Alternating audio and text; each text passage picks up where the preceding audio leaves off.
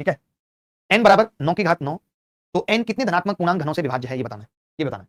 मतलब घन बताना है, इसका मतलब पता है क्या हुआ, आप खुद बताओ। n बराबर 9 की घात 9, then n is the divisible by how many positive perfect cubes.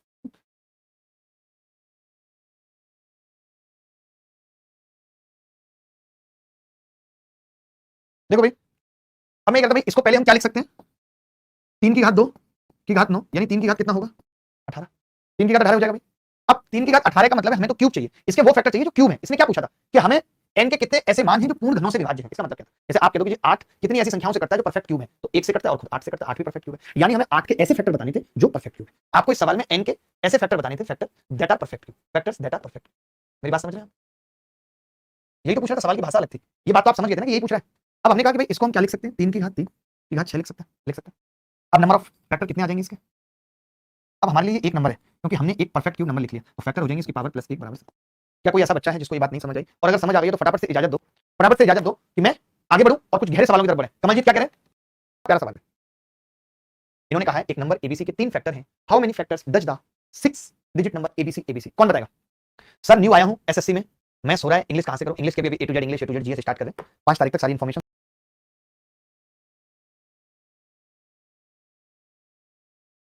देखो, आप सब ये जानते हैं कि जो एबीसी होता है और एबीसी, इसको हम लिख सकते हैं एबीसी इंटू 1001, लिख सकते हैं, पढ़ा है हमने।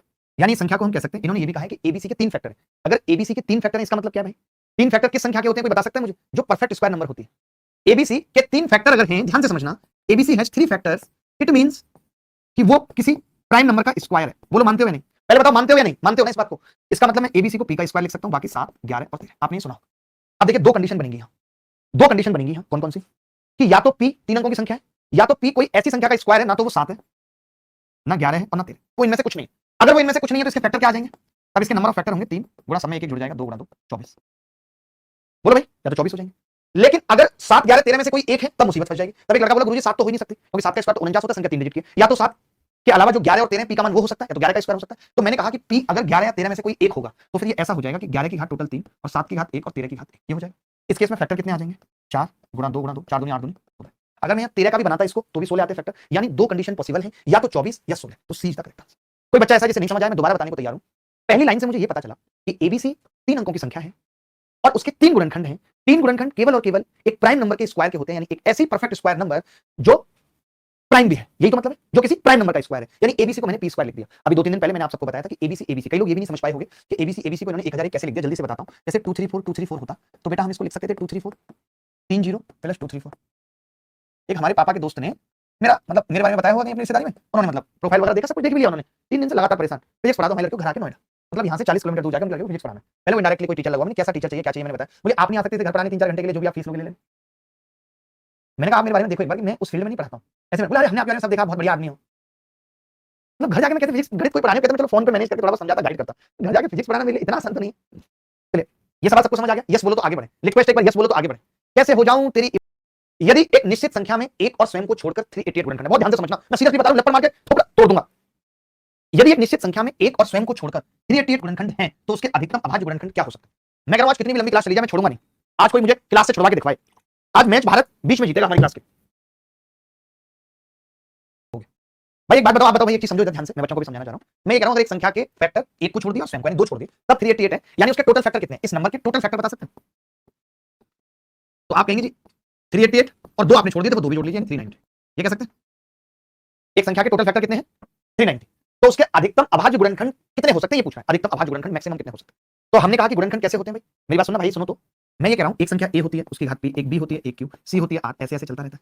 भाई सुन लो मेरी बात, ऐसे ऐसे चलता रहता है, तब हम ये कहते हैं कि उसके फैक्टर होते हैं p+1 q+1 r+1 और डेट डेट डेट इनका मल्टीप्लिकेशन 390 आएगा। सब तुम्हें बताओ, बहुत समझा रहा हूं मैं। ये कह रहा हूं इन्होंने कहा था कि एक संख्या के एक और खुद को छोड़कर जो फैक्टर है वो 388 है, तो हमने कहा टोटल कितने, तो आपने कहा एक और संख्या के जोड़ दो तो 390 हो जाएंगे। तो मैंने कहा 390 कैसे आएगा, आपने कहा एक संख्या होगी मासा ए की घात p, b की घात q, c की घात डेट डेट, तो p+1 q+1 r+1 date date 390 factor हो जाएंगे, ऐसे आएंगे। अब इसने ये कहा कि उसके अधिकतम अभाज्य गुणनखंड कितने हो सकते हैं, मतलब a b c d e f ऐसे कितने हो सकते हैं, ये तो पूछा कि उसके प्राइम फैक्टर कितने हो सकते हैं संख्या के, तो मैं वही बताना चाह रहा हूं उसके अधिकतम अभाज्य गुणनखंड। तो अब आप ये कहेंगे कि 390 के अगर हम फैक्टर करें तो 13 मैक्सिमम तोड़ देते हैं, जितना तोड़ सकते हैं 13 या 39 2 गुणा 5, यही तोड़ सकते हैं, तोड़ सकते हैं। अगर वहां 13 और ये आ रहा है तो मैं ये कह सकता हूं इसका मतलब अगर यहाँ 13 आ रहा है, 3 आ रहा है, 2 आ रहा है, 13 3 2 5 आ रहा है, तो हम यहाँ कह सकते हैं पावर कितनी आ जाएगी भाई, a की घात 12 आ रही होगी, तब b की घात 2 आ रही होगी, तभी तो एक ऐड हो रहा है, c की घात 1 आ रही होगी, ऐसे d की घात 4 आ रही होगी, यानी इससे ज्यादा मैं प्राइम फैक्टर में नहीं तोड़ सकता, a b c d 4 prime factor हो सकता है। अच्छे से समझाया, समझाने का तरीका सही है। मैंने कहा भाई पहले एक संख्या थी और स्वयं को छोड़ के 388 गुणनखंड थे, टोटल फैक्टर्स कितने हो गए 390। मैंने कहा अगर एक संख्या n बराबर a की घात p p की घात q c की घात r ऐसे d की घात ऐसे मान लेते हैं, ऐसे चलेगा वो, और इन सब में एक जोड़ के गुणा करके 390 आना चाहिए। अब मुझे ज्यादा से ज्यादा फैक्टर बताने थे, तो मैंने क्या किया, इसको तोड़ के देखा कि मैं कितना तोड़ सकता हूं। तो 13 से ज्यादा नहीं टूटेगा, 13 आएगा, 3 आएगा, 2 आएगा, 5 आएगा। 13 तब आएगा जब किसी प्राइम नंबर की घात 12 होगी,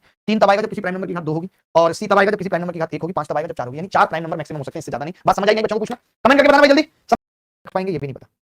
यदि किसी संख्या n के 8 गुणनखंड है तो n का न्यूनतम मान बताना। एक बात बताओ, जब कभी न्यूनतम मान होगा, आप एक तो कह दो कि एक संख्या a की घात 8 सीधे, या a की घात 7, तब भी इसके फैक्टर 8 हो जाएंगे, 1 प्लस 1, तब संख्या बहुत बड़ी होगी। लेकिन आप 8 को जब ब्रेक कर दो कि भाई ये 8 फैक्टर आ रहे हैं, मैंने कहा कि जितनी बड़ी संख्या होगी, मेरी बात सुनना, मैं क्या कह रहा हूं, जितनी बड़ी संख्या जैसे a की घात p, b की घात q, c की घात r लाइक है, बहुत छोटे छोटे फैक्टर्स, तब हम कहेंगे कि इसके फैक्टर p + 1, q + 1, r + 1 ऐसे डेड डेड डेड 8 आ रहे हैं। तो मैं ये कह सकता हूं 8 को छोटे से छोटे फैक्टर्स में तोड़ लो, जैसे हम 2 2 और 2 में तोड़ सकते हैं। 2 और 2 में तोड़ेंगे, इसका मतलब क्या हो गया, इसका मतलब हो गया कि संख्या जो है एक एक लेनी है, a की घात 1, b की घात 1, c की घात 1, इसके 8 फैक्टर आ जाएंगे। अब एक प्राइम होना चाहिए, b प्राइम और c प्राइम, तो a को मिनिमम प्राइम कितना ले सकता हूं, 2, उससे बड़ा फिर एक 3, उससे बड़ा फिर एक 5, 5 3 15 30, यानी 30 सबसे छोटी संख्या है जिसके फैक्टर 8 हो सकते हैं। 30 सबसे छोटी संख्या है जिसके फैक्टर 8 हो सकते हैं। बोलो, किसी को डाउट है तो मुझे बताओ, एनीबॉडी एल्स, कोई भी बॉडी बताए भाई। ठीक है भाई, देखो n एक दो अंकों की संख्या और n के गुणनखंडों की संख्या का अधिकतम मान क्या हो सकता है। तो देखिए अधिकतम मान तभी आता है, फैक्टर्स मैक्सिमम तभी होते हैं, आप सब भी जानते हैं, जितने ज्यादा प्राइम नंबर्स की पावर होगी फैक्टर उतने ज्यादा, मैक्सिमम जितने, हाँ जुड़ के प्राइम नंबर, मैं वही कह रहा हूं, n दो अंकों की संख्या लेनी है, हमें ये भी ध्यान रखना है। तो मैं कितने प्राइम नंबर की पावर ले सकता हूं, जैसे मैंने 2 लिखा, मैंने 3 लिखा इंटू में, मैंने 5 लिखा, 7, ऐसे मैंने लिखा, लंबा जितना खींच पाऊंगा 2 अंकों। आपने कहा मास्टर जैसे आप 7 लोगे गड़बड़ हो जाएगी, 2 3 6 5 30 और 7 तक अगर हम गए तो कितने हो जाएंगे, 210 हो जाएंगे, 210 हो जाएंगे, यानी संख्या 2 अंकों की नहीं रहेगी। यानी अगर मुझे संख्या 2 अंकों की रखनी है तो मैं 2 गुणा 3 गुणा 5 ले सकता हूं, जिसके फैक्टर भी कितने अभी निकाला था 8, 8 टोटल नंबर ऑफ फैक्टर आ जाएंगे, 8 फैक्टर। अब कई बच्चे कहेंगे नहीं ऐसा भी तो कर सकते थे मास्टर, 3 पंजे 15 7 105 नहीं ले सकते, इसके अलावा तो ले नहीं सकते, इसके अलावा एक पेयर और बन रहा है कि 2 3 7 ले लें, यानी कि 42 एक संख्या ले लें, नंबर ऑफ फैक्टर कितने होंगे, यानी कि 42 एक संख्या ले लें, नंबर ऑफ फैक्टर कितने होंगे, नंबर ऑफ फैक्टर इसके भी 8 होंगे, संख्या कितनी है। अब हम इससे ज्यादा किसी और को गुणा नहीं कर सकते। पॉसिबिलिटी क्या है कि मैं इसको मैक्सिमम और कितने से गुणा कर सकता हूं, 2 से, यानी 84 बना सकता हूं।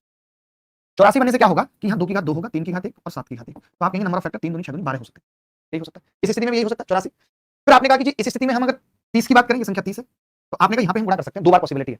कैसे कैसे, या तो 30 दूनी 60 ले सकते हैं, या 30 या 90 ले सकते हैं, यहाँ भी इसके अलावा कुछ और नहीं ले सकते। यानी यहाँ भी क्या होगा, या तो 2 की एक पावर बढ़ा लो या 3 की एक पावर बढ़ा लो, एक ही पॉसिबिलिटी है। तो 90 के केस में क्या हुआ, 2 की घात 1, 3 की 2 5 की 1, 60 के केस में 2 की घात 2, 3 की घात 1, 5 की घात 1। यानी आप ये देख रहे हैं इस स्थिति में 2 1 1 2 1 1 2 1 1, यानी वही है, मैक्सिमम फैक्टर 12 के अलावा नहीं जा सकता।